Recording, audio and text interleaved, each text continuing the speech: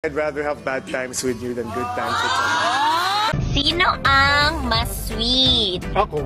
Yes, si Sian talaga sweet. Di ba no? Sian Lim nagsalita na umano sa hiwalayan nila ni Kim Chiu.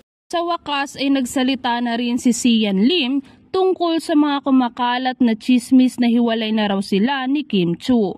Sa statement ni Sian sa Instagram, sinabi niya na aware siya na maraming hearsay o chismis na kumakalat tungkol sa kanya. Kaya naman pinayuhan niya ang lahat na huwag basta maniwala sa mga deceiving headlines. Nakiusap din siya na huwag daw idamay ang kanyang pamilya at mga kaibigan sa mga insignificant issue. Sa kanyang post ay sinabi din niya na hindi raw siya mag-e-explain para masatisfy ang curiosity ng ibang tao. Kabuo ang statement ni Sian. Hi everyone, let me share you a story. My whole purpose of being in this world is to be a blessing to those around me. May it be in the films that I make, the podcast that I create, the paintings I exhibit, or even as simple as posting content in my social media accounts. It designed to find that one soul who see themselves in me. A misfit in a society who clamors for perfection. A misfit in life, a black sheep if you will.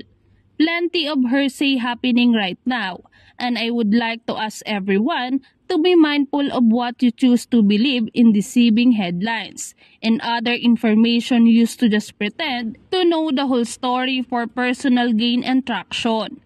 I ask to be mindful of what you share. Leave my family and friends out of this insignificant issue compared to what is happening in the world, our country, or even deep within ourselves. I am in the entertainment industry, but I am not here to entertain. I am here to express. I am here to breathe life to the characters I play. I am here to tell you a story in whatever shape or form it may be. I am not here to explain and satisfy one's curiosity. I am not here to ask for sympathy and spread hate. That is not who I am. Mahal ko ang mga tao sa paligid ko. Mahal ko ang pagkakataon na naibigay sa akin ng tadhana, and I will continue to use my voice to share my purpose. I will continue to find it, search for it, and be the best version of me that I can become and hopefully leave a mark in this lifetime. Kabuo ang pahayag ni Sian Lim mula sa kanyang Instagram account. Matatandaan nga na nagsalita na rin si Kim tungkol sa chismis kung saan sinabi niya na okay naman daw sila ni Sian Lim. Komento naman ng mga netizen. Napakatibay ng relasyon nyo, we love you Kim C. Dami kasing marites ang naguguluhan kapag hindi nagkakasama ang magpartner lately. Akala nila hiwalay na kaagad.